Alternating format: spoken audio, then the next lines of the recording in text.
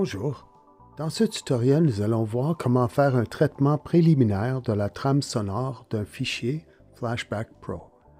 J'ai déjà fait mon enregistrement, je l'ai sauvegardé et lorsque je l'ouvre, tous les fichiers Flashback ouvrent dans le lecteur qui est également un éditeur de vidéo. Voici mon espace de travail et au bas, il y a une ligne de temps où chaque petit rectangle représente une image et parce que j'ai enregistré à 30 images par seconde, chaque rectangle mesure un trentième de seconde. La trame sonore de la vidéo est composée de ces barres bleues. Chaque piste est un enregistrement différent.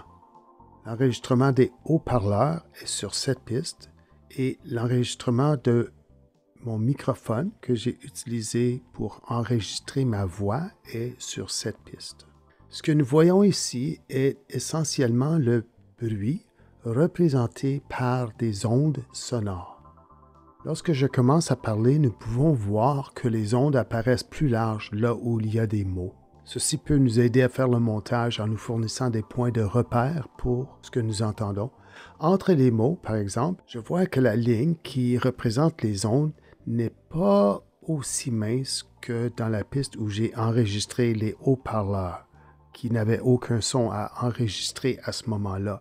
Plus cette ligne est mince, moins il y a de bruit.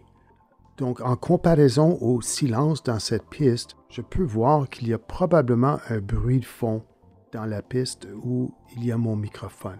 Écoutons maintenant la première partie de l'enregistrement. Bonjour. Et effectivement, je peux entendre un bruit de fond et c'est quelque chose qui pourrait être une distraction pour les personnes qui écoutent le tutoriel. Donc, je vais essayer de le réduire ou de l'enlever si possible. Si je fais un clic droit sur la piste et que je choisis dans le menu déroulant de supprimer le bruit, cette fenêtre apparaît où je peux régler le niveau de réduction de bruit que je veux. Par défaut, la valeur est à 1. Habituellement, j'ai des bons résultats à 0.7, 0.8 lorsqu'il n'y a pas trop de bruit, mais si c'est particulièrement bruyant, il est possible d'aller plus haut. Je peux glisser ce curseur pour ajuster le niveau de réduction ou je peux cliquer sur le cercle et utiliser les flèches de gauche et de droite sur mon ordinateur pour faire des ajustements précis.